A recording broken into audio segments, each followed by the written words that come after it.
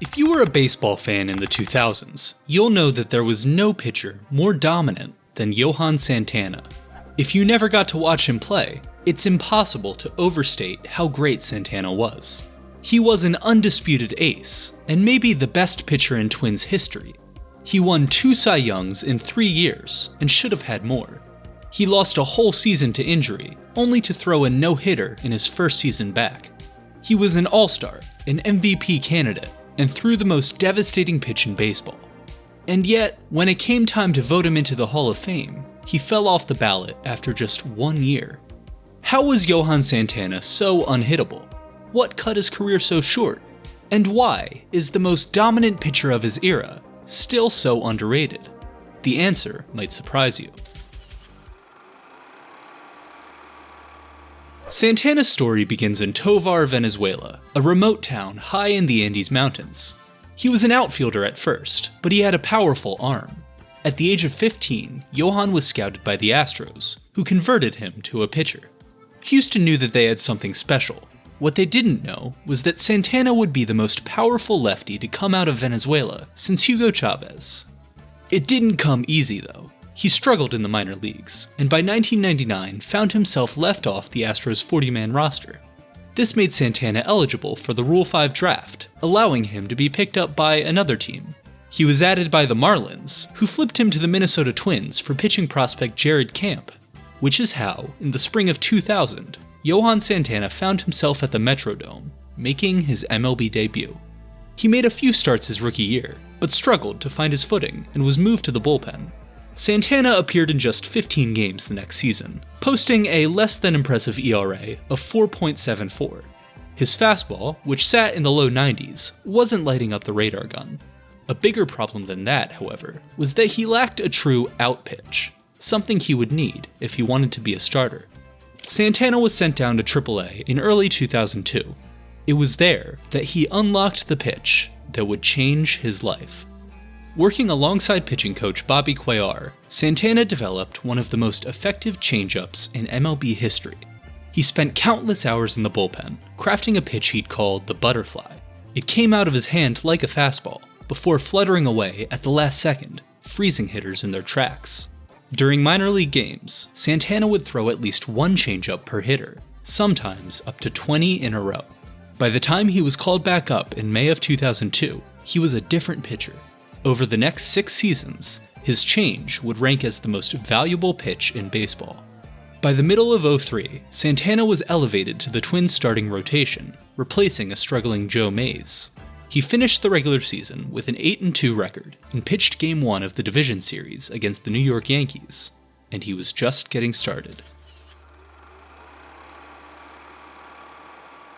2004 began well enough. Through mid-July, Santana was 10-8 over 18 starts, and the Twins were a half game back in the division. That summer, though, Johan Santana shifted into a whole new gear.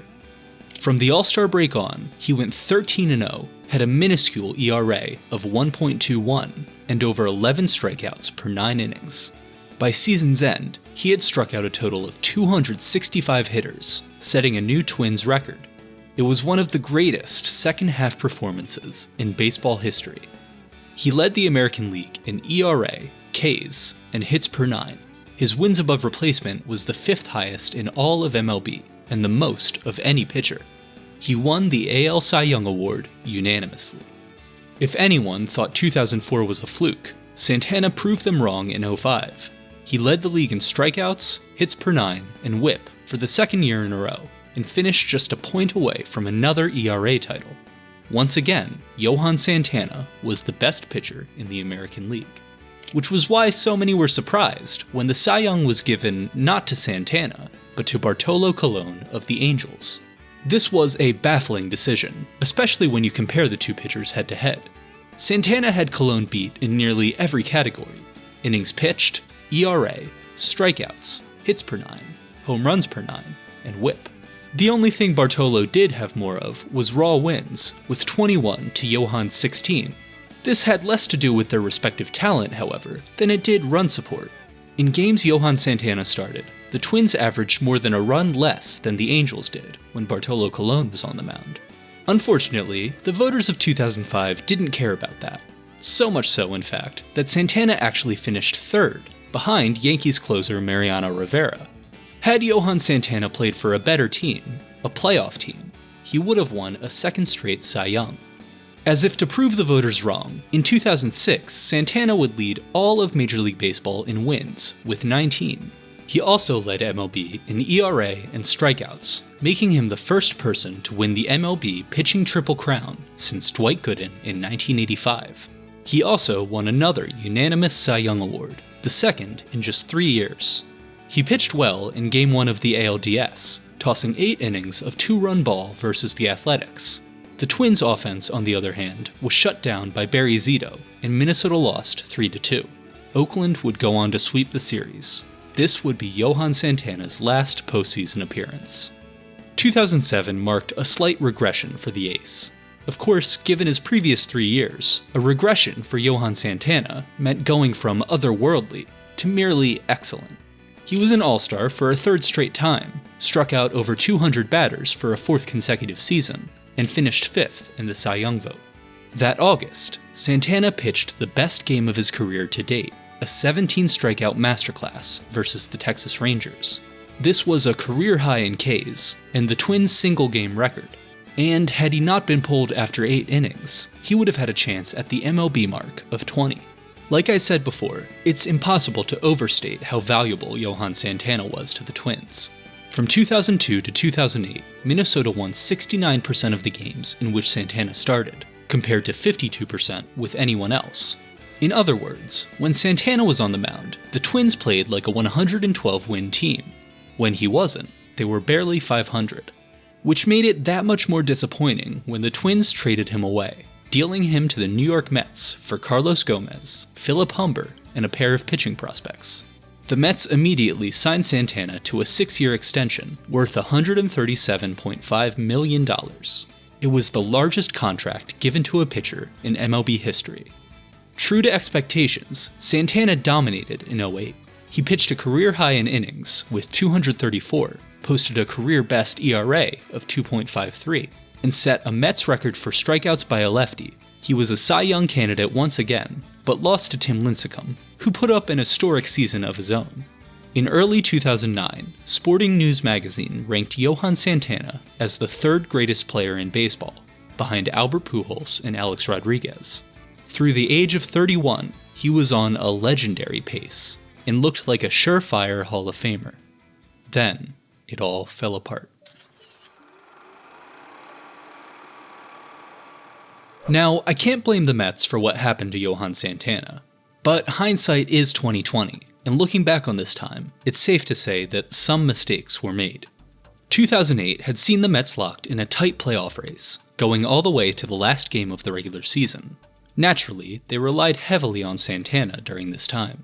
On September 23rd, he went 8 innings against the Cubs, throwing a career-high 125 pitches. He made his next start against the Marlins on short rest and pitched a complete game shutout. Despite this effort, the Mets missed the playoffs by just 1 game. A few days later, New York revealed that Santana had been playing the last 2 weeks of the season with a torn meniscus in his left knee. He underwent surgery that October and recovered in time to start opening day 2009. By the late summer, however, it was clear that something wasn't right. His fastball velocity had dropped into the 80s, and he stopped throwing in the bullpen between starts. That August, he underwent surgery once again, this time to remove bone chips in his pitching elbow.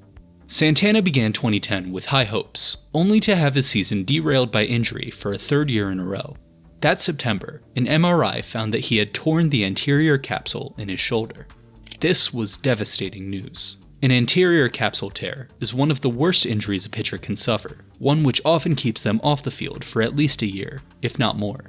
Sure enough, Santana would end up missing the entire 2011 season. By the time he returned in 2012, nobody was sure which version of Johan Santana to expect.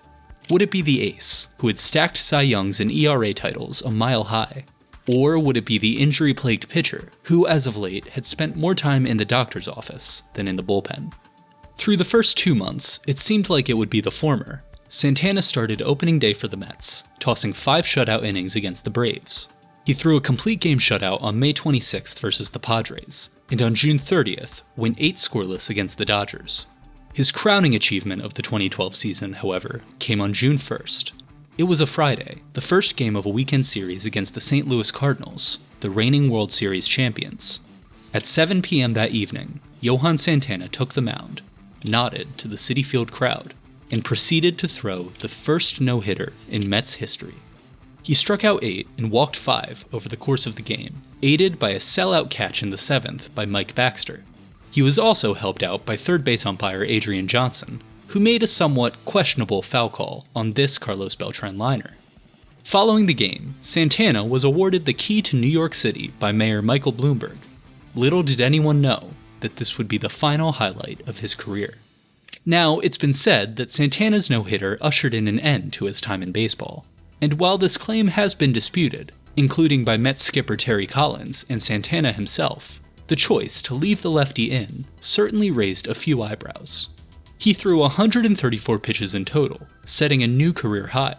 And unlike his previous mark, which had come in 2008 when he was healthy, this was just his 11th game back from major shoulder surgery. However, the blame for Santana's decline can't be placed on just one game. The fact was that his stuff just wasn't the same after he tore his shoulder. His fastball had lost its bite, he couldn't command the ball like he used to, and his changeup was no longer the out pitch it once had been. On August 17, 2012, Johan Santana made his last MLB appearance against the Washington Nationals. 5 days later, he was placed on the DL with lower back pain. He re-tore his shoulder in spring training of 2013, knocking him out for the season. The Mets bought out his option for 2014, making Santana a free agent. He made a few more attempts at a comeback, signing minor league deals with the Orioles and the Blue Jays. In the end, however, his body didn't cooperate, and he unofficially called it quits in 2016. In 2018, his first year of Hall of Fame eligibility, Johan Santana received just 2.4% of the vote. A few seasons earlier, he'd seemed like a lock for Cooperstown. Instead, he fell off the ballot after just 1 year. Still, I can't help but feel like Santana got the short end of the stick here. And based on conversations with other baseball fans, I'm not the only one. So, with that in mind, let's take another look at the Hall of Fame case for one Johan Alexander Santana. Now, the argument in favor of Santana is different from most players. He doesn't have the career numbers that would normally guarantee entry. Far from it, actually. His 139 wins would be the lowest total of any starting pitcher to make the Hall of Fame in MLB history. His 2,025 innings would be the second lowest, ahead of just Dizzy Dean. His 1,988 strikeouts, meanwhile, would be the least since Whitey Ford, who retired in the 60s. No, the case for Santana rests on the strength of his peak, that 5-year period in which he was the best pitcher in the game. From 2004 to 2008, Johan Santana led Major League Baseball in innings pitched, ERA, wins, winning percentage, strikeouts, opposing batting average, opposing on-base percentage, and opposing OPS. He posted 35.7 wins above replacement in that span, 8.6 more than Brandon Webb in second place.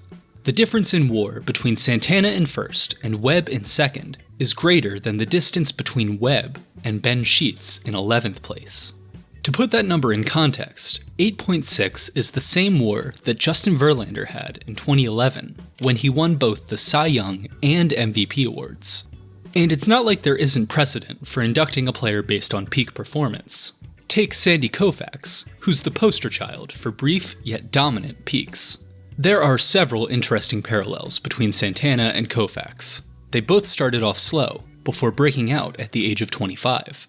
They both put up superhuman peaks in their late 20s. And they both had their careers cut short by arm injuries, forced to retire soon after turning 30.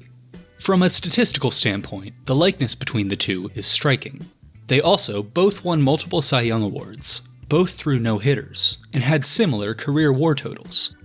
On the other hand, there are some key differences in this comparison. Sandy Koufax wasn't just a great pitcher, he might have been the single greatest in terms of talent in history. He had a sub-2 ERA 3 times, all of which came in seasons in which he pitched over 300 innings. In 1965, he broke the single-season strikeout record with 382. And in his final season, he led baseball in starts, wins, ERA, innings, strikeouts, shutouts, and complete games. He also had multiple no-hitters, a perfect game, and 4 World Series wins. And while you can't hold that against Santana, there's no question that these things factor heavily into Koufax's legacy. It's also tough to compare the two directly, since they pitched in such different eras. Sandy Koufax played at a time when starters were expected to go the entire game. Over his 5-year peak, he finished roughly 57% of his starts. Johan Santana, on the other hand, finished roughly 5% of his starts at his peak. But he also played when pitch counts were common, and starters were expected to hand the ball over to the bullpen late in the game. Koufax also pitched on a higher mound, in a pitcher's ballpark, at a time when pitchers dominated the sport. Santana, on the other hand, played in a hitter-friendly park, at a time of heightened offense. The truth is, Johan Santana is not Sandy Koufax, and I'm not going to convince you that he is. With that being said though, since when did not being Sandy Koufax disqualify someone from being in the Hall? Koufax is an Inner Circle Hall of Famer, and arguably the most talented pitcher ever. If he was the standard for induction, you could count the number of Hall of Fame pitchers on one hand. Also working against Santana was his timing. His first time on the ballot was 2018, a year which saw 4 players get inducted, and 5 more who would eventually make it in. That left little room for edge cases like Santana, and contributed to his one-and-done status.